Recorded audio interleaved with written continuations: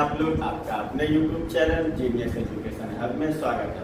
Friends, आज की इस वीडियो में यानी आज की इस क्लास में जो है हम इलेक्ट्रिसिटी विद्युत जो चैप्टर है उसके जो फॉर्मूले हैं यानी जो सूत्र हैं वो हम आपको बताएंगे और कैसे एक सूत्र से दूसरा सूत्र यानी एक फॉर्मूले से कैसे दूसरा फॉर्मूला हम निकाल सकते हैं वो भी हम आपको बताएंगे और समझाएंगे, ताकि अगर आप न्यूमेरिकल करें जो है यानी जब आप अंकित प्रश्न हल कर रहे हों तो आपको कोई भी समस्या ना हो कि कौन सा फॉर्मूला कहाँ पे हम लगाएं। आप फटाफट ताकि फॉर्मूले को रखते जाए और आपका क्वेश्चन सॉल्व होता चला जाए। तो मैंने जैसे बताया कि इलेक्ट्रिसिटी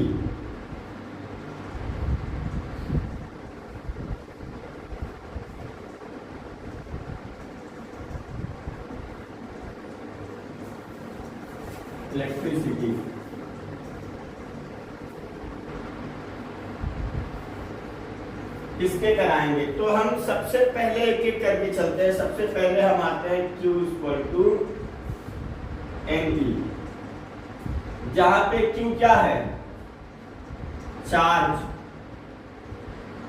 यानी आवेश। N क्या है, नंबर ऑफ इलेक्ट्रॉन्स।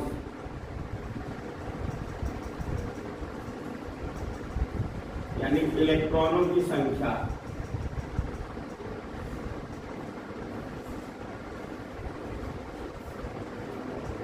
T क्या है, चार्ज ऑफ इलेक्ट्रॉन।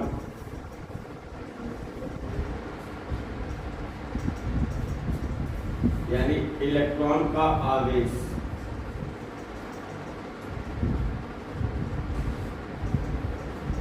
और जहां पे इलेक्ट्रॉन का जो आवेश है वो E हमेशा फिक्स है, -1.6 × 10⁻⁻19 कूलम।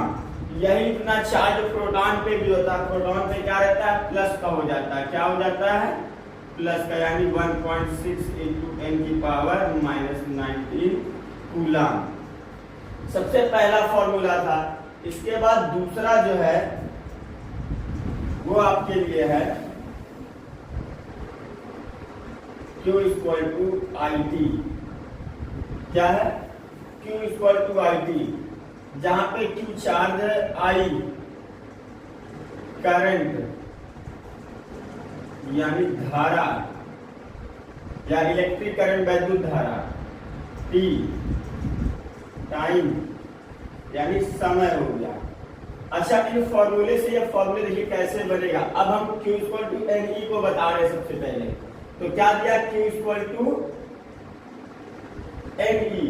अब N क्या हो जाएगा, Q/E, और E क्या हो जाएगा, Q/M। अब यहां से देखिए एक एक करके फॉर्मूले बनते चले हैं। यानी अगर हमें चार्ज, इलेक्ट्रॉन यानी नंबर ऑफ इलेक्ट्रॉन, चार्ज और चार्ज ऑफ इलेक्ट्रॉन, इन तीन चीजों के यानी इन तीनों के रिलेशंस में से कुछ भी चाहिए या दो दिए हो, कोई तीसरा फाइंड आउट करना हो, तो हम ये वाला फॉर्मूला लगाएंगे। अब इसमें जो चीज हमको रिक्वायर है यानी जो हमें फाइंड आउट करना है, जो चीजें निकालनी है, उसके लिए क्या करेंगे। जैसे मुझे चार्ज चाहिए तो नंबर ऑफ इलेक्ट्रॉन और चार्ज ऑफ इलेक्ट्रॉन दिया तो सीधा सीधा हम फॉर्मूला ये लगा देंगे, Q = NE। अब अगर हमें चार्ज दे रखा है, इलेक्ट्रॉन का चार्ज दे रखा है, तो इलेक्ट्रॉन का चार्ज तो वैसे भी फिक्स है। अगर नहीं दिया तो भी हम जानते हैं क्या है कि 1.6 × 10⁻⁻19 कूलम। ठीक है ना। बस इलेक्ट्रॉन पे नेगेटिव का चार्ज होता है और प्रोटॉन पे पॉजिटिव का, लेकिन हम न्यूमेरिकल करते समय वैल्यू माइनस के साथ नहीं रखेंगे, 1.6 × 10⁻⁻19 कूलम रखेंगे। अब नंबर ऑफ इलेक्ट्रॉन जब चाहिए तो Q/E लगाएंगे। और जब हमें चार्ज ऑफ इलेक्ट्रॉन अगर इन केस मान लीजिए पूछता है, ठीक है ना, कि कितना होगा, जैसे हमें दे रखा है कि चार्ज दे रखा है कंडक्टर का और उस पर इतने इलेक्ट्रॉन एक्सीड या प्रिसीड यानी इतने इलेक्ट्रॉनों की अधिकता या कमी है, तो इलेक्ट्रॉन पे आवेश यानी चार्ज कितना होगा, तो हम ये निकाल सकते हैं। फिलहाल ऐसा क्वेश्चन तो नहीं मिलने वाला, इन्हीं दो का रिलेशन का मिलेगा। चलते हैं, इधर आते हैं। Q = IT। अब Q = IT में जब आप आएंगे तो सबसे पहला तो अगर चार्ज फाइंड आउट करना है इलेक्ट्रिक करंट और टाइम दे रखा है, तो सीधा आप Q = I लगाएंगे। लेकिन अगर आपको करंट चाहिए तो आप क्या लगाएंगे, Q/T। और अगर टाइम चाहिए, क्या चाहिए, टाइम यानी समय फाइंड आउट करना, तो आप क्या लगाएंगे, T = Q/I। ये एक एक करके हम आपको बताते चल रहे हैं, आप एक एक कॉन्सेप्ट अच्छे से समझते चलिए। जहां पे डाउट हो जाता है आप सीधा सा क्या करिए, उतने ही टाइम पे आप क्या करिए, लिख दीजिए कि इतने मिनट से इतने सेकंड पे जो आपने समझाया, जो भी चीज आपने एक्सप्लेन किया, मुझे डाउट है, तो हम आपको खुद जो है दोबारा अच्छे से एक एक चीज समझा देंगे। फिलहाल आप अगर कॉन्सेप्ट को समझ रहे हैं, एक एक चीज ध्यान से दे रहे हैं, यानी देख रहे हैं और आपका ध्यान यहीं पे है, तो ये मेरा दावा है कि आपको दिक्कत नहीं होगी। दिक्कत तभी होगी जब आपका ध्यान इधर से उधर भटकेगा। ध्यान भटका तो जो कॉन्सेप्ट है वो आपको अटका। तो इसलिए एक एक चीज अच्छे से देखते रहिए। आप स्क्रीनशॉट ले सकते हैं ताकि हम आगे चलें।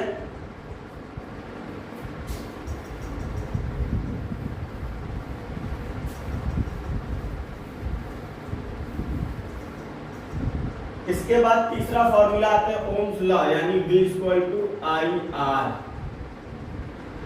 क्या है, V = IR। अब V क्या है, पोटेंशियल यानी विभव या विभवांतर। I करंट आप जान चुके हैं, धारा। R क्या है, रेजिस्टेंस यानी प्रतिरोध। अब जब आपको पोटेंशियल, करंट और रेजिस्टेंस के रिलेशन में से कुछ भी फाइंड आउट करनी इन तीनों के बीच में, तो आप ये फॉर्मूला अप्लाई करेंगे। जब आपको पोटेंशियल चाहिए तब क्या लगाएंगे, V = IR लगाएंगे। जब आपको करंट चाहिए तो आप क्या अप्लाई करेंगे, V/R। यहीं से देखिए मल्टीप्लाई का इधर है डिवाइड। जब आपको R चाहिए तो आप क्या कर देंगे, V/I। जहां से R किसमें है, ओम में, यानी जो इसकी यूनिट बनेगी। पोटेंशियल वोल्ट में, करंट एम्पियर में, यानी धारा एम्पियर में। ये तीसरा हो गया। इसके बाद आगे चलते हैं, नेक्स्ट पे आ जाते हैं चौथे फार्मूले पे। चौथा फार्मूला हम लगा देते हैं power, P = VI। Power V = VI, जहां पे P पावर, सामर्थ्य, शक्ति। पावर, सामर्थ्य या शक्ति। P वॉट में, V वोल्ट में, I एम्पियर में। अब जब हमें पावर चाहिए तो हम सीधा क्या लगाएंगे, पोटेंशियल इनटू करंट। लेकिन अगर वोल्टेज चाहिए इनके रिलेशन में, इन तीनों के संबंध में, तो क्या लगाएंगे हम, पोटेंशियल अपॉन करंट। तो पोटेंशियल कह रहे पावर अपॉन करंट। और जब हमें करंट चाहिए होगा तो हम क्या लगाएंगे, पावर ऑफ पोटेंशियल यानी विभव। अब यहीं से और भी फॉर्मूले बनते हैं। कैसे बनते हैं वो अब आप एक एक चीज ध्यान से देखिए। सबसे पहला P = VI था। अब V के प्लेस पे हमने अगर IR रख दिया तो I मिलके क्या हो जाएगा, कैसे होगा देखिए, अब दिखाते हैं आपको। IR × I मिलके क्या हो जाएगा, I² × R। ये एक फॉर्मूला बन गया आपके लिए। अगला P के प्लेस पे यहीं से रख रहे हैं VI। इस बार I को हम रिप्लेस कर रहे हैं। I रिप्लेस करेंगे क्या हो जाएगा, V/R, यानी V × V/R क्या हो जाएगा, V² R। ये बन गया। एक आपके लिए फार्मूला बन गया P = VI, एक बन गया P = I² × R और एक बना P = V² R। देखिए यहां से जब हमें पोटेंशियल, करंट और पावर इनके रिलेशन में से, तीनों में से कोई एक चीज फाइंड आउट करनी है, दो दी होगी तो हम ये फॉर्मूला अप्लाई करेंगे। और अगर हमें पावर, करंट और रेजिस्टेंस इन तीनों के रिलेशन में से कोई एक चीज दी हो या दो चीजें दी हो और हमें निकालना है, जैसे कोई एक चीज दी है, मान लीजिए हमें यहाँ से क्या दे रखा है, पावर दे रखा है, और पावर के बाद हमें क्या दे रखा है, मान लेते हैं पोटेंशियल। क्या दे रखा है, पोटेंशियल। और हमें क्या चाहिए, रजिस्टर चाहिए। तो देखो पावर दे रखा, पोटेंशियल दे रखा, तो पहले तो आप ये अप्लाई कर लोगे P इक्वल टू V आई।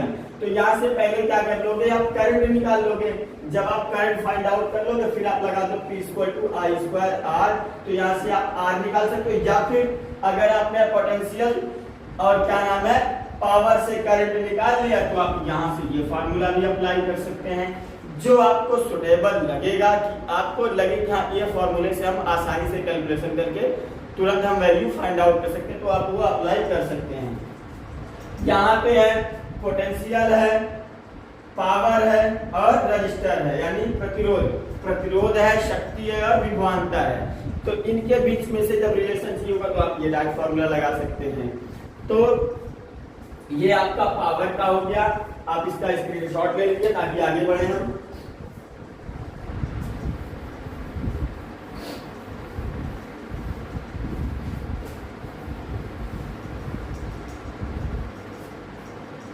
देखिए ये इतना फॉर्मूला तो मैंने आपको बता दिया।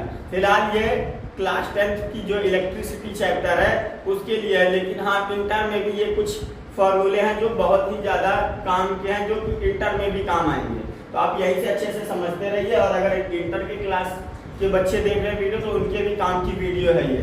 इसके बाद आते हैं हम सीधा यहाँ से पावर, वर्क और टाइम के रिलेशन में। तो क्या आ जाएगा P equal to W upon T, जहां से P पावर है, T टाइम है, W क्या है वर्क, यानी W क्या हो जाएगा कार्य। अब यहां से अगर हम फॉर्मूले को रिप्लेस करते हैं तो W इक्वल टू क्या हो जाएगा PT। और एक चीज और ध्यान दीजिएगा, यहीं से फॉर्मूले को हम नए सिरे से फिर से बना सकते हैं।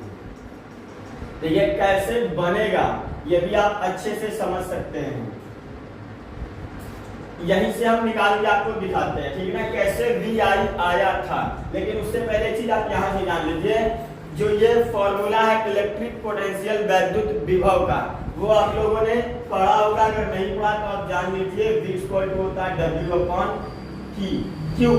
कहाँ से आता है, पढ़ा होगा ना कि एकांक बिंदु आवेश को या आवेश को अनंत से यानी इनफाइनाइट से अनंत से वैद्युत क्षेत्र किसी भी बिंदु में लाने में किया गया कार्य वैद्युत विभव कहलाता है। यानी इनफाइनाइट से इलेक्ट्रिक फील्ड में चार्ज को कैरी कर रहे होते हैं, तो कैरी करने में जो वर्क डन होगा क्या कहलाएगा इलेक्ट्रिक पोटेंशियल वैद्युत विभव। तो वहां से ये आता है V equal to W upon Q। अब यहाँ से एक एक चीज ध्यान से समझिएगा, तो यहाँ से W इक्वल टू क्या बन गया QV या VQ। अब Q इक्वल टू अभी मैंने आपको बताया IT, तो W इक्वल टू क्या हो जाएगा VIT। अब W की यही वैल्यू देखो, अगर आप यहाँ पे अप्लाई करते हो ध्यान से देखिएगा तो क्या बनेगा P equal to VIT upon में T से T कैंसिल, तो क्या आ गया P इक्वल टू VI, चाहे स्मॉल में लिखे या कैपिटल में, फिलहाल I करंट ही है। तो यही अभी हमने आपको बताया कि कहां से कैसे आया, ये भी हमने आपको समझा दिया, बता दिया, ताकि अगर किसी को डाउट रह गया हो तो क्लियर हो जाए।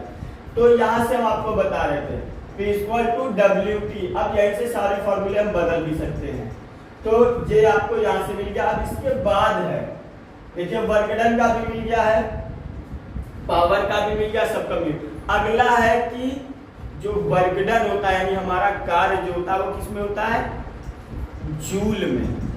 अब अगर हम अपने वर्क डन को यानी जूल को हम किस में ले जा रहे हैं, वर्क को कहते मतलब कार्य को हीट में किसमें कन्वर्ट करेंगे, हीट में, ऊष्मा में। और हीट की यूनिट क्या होती है कैलोरी। तो यहाँ से एक चीज पहले आप जान लीजिए कि 1 कैलोरी इक्वल टू होता है 4.2 जूल। कितना होता है 4.2 जूल। तो अब यहाँ से ध्यान से समझिए 1 जूल इक्वल टू क्या हो जाएगा, तो 1 जूल इक्वल टू हो जाएगा 1.1 अपॉन 4.2 कैलोरी। कितना आ गया, 1 कैलोरी बराबर 4.2 जूल होता। वैसे 4.18 समथिंग है, लेकिन आपको क्या याद रखना है अप्रोक्सीमेटली सीधा 4.2। अब यहाँ से ये हो गया। अब हम क्या करेंगे, यही से कैसे बदलते हैं। मैंने क्या कहा कि P इक्वल टू क्या होता है तो W इक्वल टू PT। अब W इक्वल टू जो है PT है आपका, W इक्वल टू PT। अब इसकी यूनिट क्या है, वर्ग की यानी कार्य की, जूल। अब इस जूल को ही देखिए हम इसी को बदलेंगे, तो पहले हम यहाँ से आ जाते हैं, यहीं से फटाफट आप पहले रहिए। सबसे पहला मिला आपको W इक्वल टू VIT। अगला जो मिलेगा वो मिलेगा आपको W इक्वल टू, अब पोटेंशियल को ही बदल रहे हैं, तो पोटेंशियल को जब बदलेंगे तो V इक्वल टू क्या हो जाएगा, I अपॉन R। तो I अपॉन R के अकॉर्डिंग क्या हो जाएगा, I स्क्वायर T अपॉन में R। अगला जब नेक्स्ट बदलेंगे तो W इक्वल टू क्या है, इस बार हम I को बदलेंगे, तो I को जब बदलेंगे V अपॉन R, तो V अपॉन R जब बदलेंगे तो क्या हो जाएगा, सॉरी एक चीज यहाँ पे गलत हो गया, यहाँ पे जब हम V को बदलेंगे तो V इक्वल टू IR होता है, तो हो जाएगा I स्क्वायर RT। क्या हो जाएगा, I स्क्वायर RT। और यहाँ से जब इस बार हम I को बदल रहे हैं तो I इक्वल टू क्या होता है, V अपॉन R, तो क्या हो जाएगा V स्क्वायर अपॉन में RT। अब यहाँ से आप ध्यान से समझिएगा, ये सब किसमें है, जूल में, किसमें है, जूल में, यानी इनकी जो यूनिट है वो जूल में है। ये हमारे क्या है, वर्क डन यानी कार्य। अब इनको हम हीट में बदल रहे हैं, ऊष्मा में, तो कैसे बदलेगा ध्यान से देखिए। ये तो मैंने आपको दिखाया कितना होगा, तो अब जब हम इनको बदलेंगे तो हीट को हम किससे दिखाएंगे, H से। किससे दिखाएंगे, H से। तो H इक्वल टू क्या हो जाएगा, यहीं से ध्यान से देखिए, पहले एक एक करके बदलते हैं। क्या था, VIT। अब अपॉन में क्या हो जाएगा, देखिए जूल को हमने क्या कहा, जूल को हम कैलोरी में बदलेंगे, 4.2 से डिवाइड हो जाएगा, यानी 4.2 अभी किसमें आ गया, कैलोरी में, पहला। इसी तरह दूसरा, दूसरा क्या हो जाएगा, यहां से देखिए I स्क्वायर RT अपॉन में 4.2, ये भी किसमें आ जाएगा, कैलोरी में। किसमें आ गया, कैलोरी में। लास्ट बच रहा है, यहां से देखिए H equal to V square T upon में R, और R के साथ में मल्टीप्लाई आ जाएगा 4.2। ये मल्टीप्लाई है, डॉट मत समझ लीजिएगा आप लोग। ये भी किसमें आ गया, कैलोरी में। अब ये आप क्या करें, स्क्रीनशॉट ले सकते हैं।